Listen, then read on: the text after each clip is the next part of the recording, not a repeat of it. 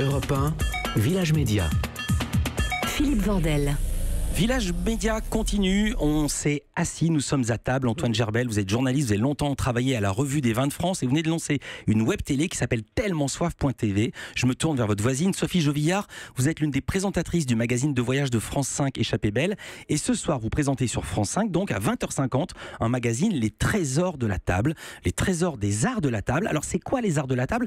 Pour moi, les arts de la table, c'était ça. Les arts de la table. Pardon. Je ne m'attendais pas à la hiérarchie. C'est le principe d'une surprise, c'est qu'on ne s'y attende pas. Blague à part, c'est quoi les arts de la table? C'est tout ce patrimoine exceptionnel que nous avons sur nos tables. Et la collection que vous allez voir ce soir, c'est une collection documentaire qui met en effet en avant les arts de la table. Alors c'est quoi? Les services, les assiettes, les couteaux, les fourchettes, les verres. Et en France, nous avons un vrai savoir-faire. Et vous allez voir aussi que c'est une incroyable leçon d'histoire. Alors je rebondis sur ce que vous venez de dire. Vous dites sur nos tables, non, parce qu'on n'est pas sur la salle à manger, sur la table de la salle à manger, des gens qui nous écoutent, qu'on n'est pas sur la mienne. Votre point de départ, c'est le château de Versailles, avec notamment le restaurant d'Alain Ducasse. Tout ce que vous montrez est extrêmement raffiné, mais quand même hors de prix. Je suis allé regarder les prix après de ce que vous montriez. 3 600 € l'ensemble, 38 pièces, et des fourchettes à 1 500 € pièce. Et je me dis, waouh, dis donc, quand même, c'est cher les arts de la table. Nous parlons de patrimoine, Philippe. On parle d'histoire. C'est ça qui est important dans cette collection. Nous parlions il y a quelques jours des trésors de l'art sacré, en parlant des édifices religieux. Donc là aussi, ça fait partie du patrimoine. On ne parle pas d'argent à ce moment-là. Et bien là non plus, ce soir, ce sont vraiment toute cette histoire extraordinaire que nous racontons, puisqu'on apprend que c'est sous le règne de Louis XIV, Louis XV, Louis XVI que les arts de la table s'invitent vraiment sur la table et qu'on commence à parler d'assiettes, de fourchettes et de couteaux. Et vous revenez même à l'invention de la fourchette et l'invention du couteau, parce qu'au départ on mangeait avec les doigts. Exactement. Et la fourchette est arrivée même un petit peu plus tard parce qu'on portait des cols, vous savez, des fraises. Et donc pour ne pas tacher son magnifique costume, on se servait de la fourchette, mais sinon on trouvait cet outil un petit peu dangereux au départ. Alors je dois raconter que c'est incarné, j'ai vu le magazine et on vous voit faire des interviews. Vous n'êtes pas seulement la présentatrice, vous êtes déplacée et faire des interviews. Est-ce que vous-même chez vous, vous avez changé votre argenterie à la suite de... Alors non, car je ne mange pas avec des cuillères en argent ni des fourchettes en argent tous les jours. Je suis comme tout le monde. Mais en effet, c'est une collection documentaire que j'ai le plaisir d'incarner, oui. Antoine Gerbel, vous venez de lancer votre web télé, je l'ai dit, tellementsoif.tv. Et il y a un proverbe qui vous réunit tous les deux. Qu'importe le flacon, pourvu qu'on ait l'ivresse. D'accord. Est-ce que vous êtes d'accord avec ça? Oui, à peu près. Oui, parce que nous, aujourd'hui, on a changé complètement de flacon. On parlait de vin sur une web TV payante. C'est un nouveau modèle économique. On parlait des médias. Non, mais est-ce que vous pouvez boire des bons vins dans un gobelet en plastique? S'il est bon, oui, bien évidemment. Par contre, pour en profiter pleinement, non, c'est une catastrophe. C'est comme regarder un film sur un écran de 5 cm. Alors, je vais parler d'argent également pour commencer, mais ça va pas être long. Votre web télé, c'est une chaîne, tellementsoif.tv, consacrée au vin et à son actualité. C'est une chaîne qui est payante. Combien coûte l'abonnement? 5 € par mois, 50 € par an. Qu'est-ce qu'on voit? Alors on voit, pour ce prix-là, on a 2 vidéos par jour, donc on reçoit en push, et on accède, par exemple, au 1er janvier 2018, vous avez déjà 400 vidéos. Donc c'est comme un Netflix du vin, avec des petites vidéos qui vont de 2-3 minutes à des fois 15 minutes, parce qu'il y a beaucoup d'entretiens, des dégustations, des rencontres et beaucoup d'actualités autour du vin. Vous avez testé, par exemple, 12 champagnes à l'aveugle. Oui. Je donne pas le résultat, mais vous avez été très surpris. Très surpris, parce que je suis un fan de champagne, et je sens que cette région modifie certaines choses, et ça a été une catastrophe. Des tests de produits, des nouveautés, par exemple un produit pour déterminer si un vin est tannique, s'il est bon, s'il a de l'énergie, si c'est n'importe quoi. Oui, c'est vrai que bon, mais c'est pour ça on se met en danger, et le média est indépendant, il n'y a pas de publicité, ça c'est très important parce que malheureusement aujourd'hui on parle beaucoup plus de vin qu'il y a 30 ans, il y en a à peu près partout, tous les journaux il y a des spéciaux vins, mais ces spéciaux vins vivent principalement sur perfusion publicité de la grande distribution et des gros annonceurs. Je ne dis pas que tout ça n'a pas besoin d'exister, mais en même temps ça gomme une parole, et surtout il n'y a jamais de négativité, comme si vous n'avez jamais bu de mauvais vin autour de la table, comme si vous n'avez jamais de mauvaise expérience. Or, il faut raconter aussi les modes et les mauvaises expériences. Dans une interview, c'était à rue 89, vous avez dit faire parler des people de leur goût pour le vin, c'est pas mon truc. Et justement, sur votre chaîne, vous êtes avec un people, François-Xavier de Maison, et vous l'avez fait parler de son goût pour le vin. On écoute. Donc Langlore, Pfefferling, Eric, de son prénom, et on est sur les Traverses en 2015. Voilà, donc c'est un vigneron aujourd'hui qui fait quasiment l'unanimité. Là, c'est magnifique, ça. C'est des fleurs, c'est ça, c'est très très beau. C'est beau, hein. C'est dangereux même, je trouve. Moi, ça me fait vraiment une grande émotion. À chaque fois que je goûte Langlore, je trouve que c'est tellement abouti, tellement réussi, tellement simple. Ça m'émeut. On vous entend boire pendant que Xavier de Maison est ému, le petit. C'est pas des trucages qu'on a rajoutés. Il est très connaisseur. Oui. Est-ce qu'il faut être connaisseur pour apprécier votre chaîne? À qui vous adressez-vous? Alors, on essaye de faire un grand mix. Il faut avoir envie. C'est-à-dire que le vin, on le boit et se dire...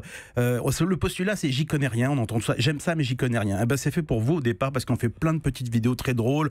On essaye de désacraliser un peu la dégustation. Et puis après, si on est vraiment amateur, on a des rencontres exceptionnelles, des grands vignerons qui parlent pas souvent et qui racontent un peu les secrets de cave. Et ça, je pense que ça peut passionner vraiment les grands amateurs. Mais voilà, on essaye de construire un média vraiment très grand public sur le vin. Juste un mot pour les gens qui ont entendu, qui veulent goûter ce vin qui émeut François-Xavier de Maison. Il vient d'où?